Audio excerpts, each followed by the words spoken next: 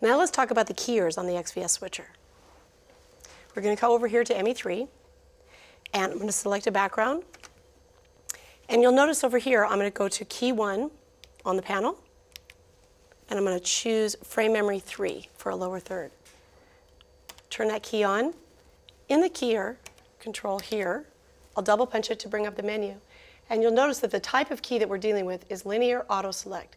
That auto select key is being chosen by frame memory 4. So we have the fill and the key mapped in the menus of the switcher, which allow it to do the auto select. So that's our lower third. The next thing we're going to talk about a little bit is resizers. So each of these keyers have 2.5D resizers on them. So let's key a tape source. How about that one? And I'm again going to double punch the keyer, brings up the menu. And you can put a key into a resizer either from the trackball module, the key module, or from the menu. I'm going to do it from the touchscreen just to show you. So here we're going to be on key 1, and we're going to go to resizer. I'm going to turn on the resizer engine. I can size it, bigger and lower, put it in a different position, like that. I also have aspect control, so if I need to do aspect changes, I can. And I can always hit default recall to bring it back to its default. Okay? Some of the other handles I have within it are borders and crops. So if I like this, I can come over here, turn on border, turn up my border amount. That's going to fill it with a flat color, which is chosen here.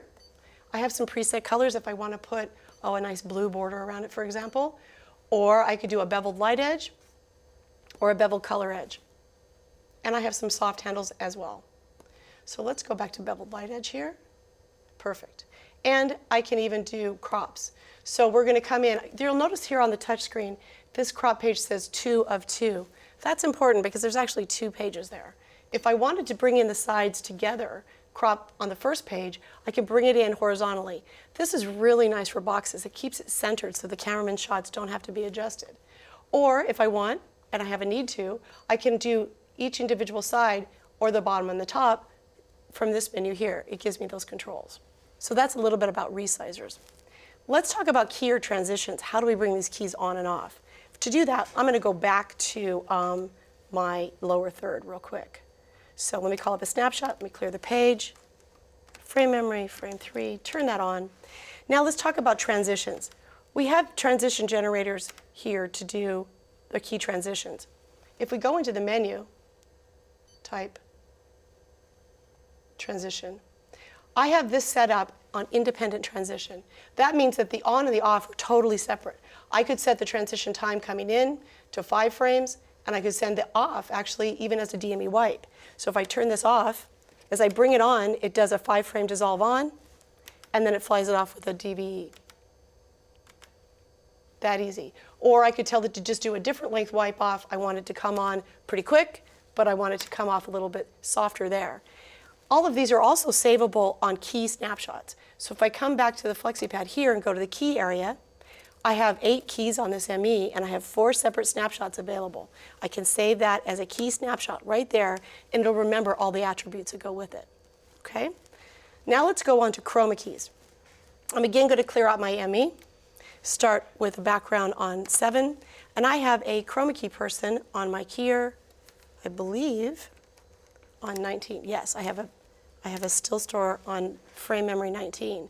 So I'm going to select frame memory 19 and turn that key on. It comes out starting with the auto select key because frame memory 20 is actually the whole cut. So let's go into that key menu again. And I'm going to choose the type of key. Instead of a linear key, I would like a chroma key.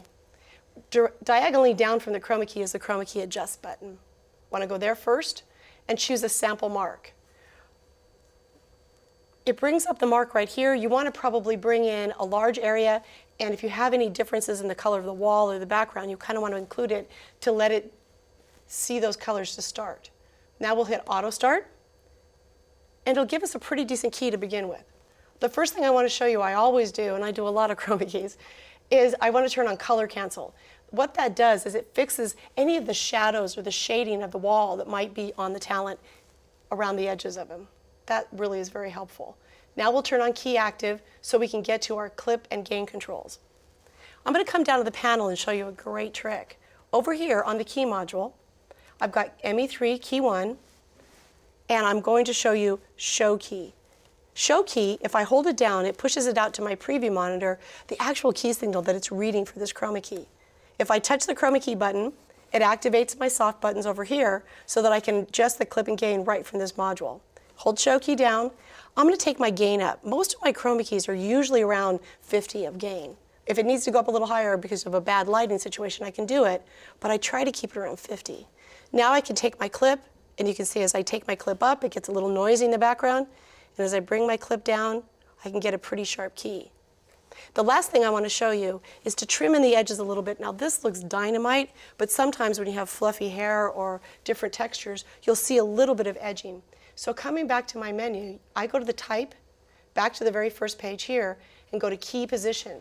And I simply bring in the left key and the right key just a little to trim in those fine edges. And that makes for a very nice chroma key. I'm going to save that again as a snapshot because this is worth keeping. We'll come into bank 6, an empty register, I believe, hold down snapshot, and we'll save that as our chroma key snapshot. That wraps up the startup part of this training video. Thank you for watching.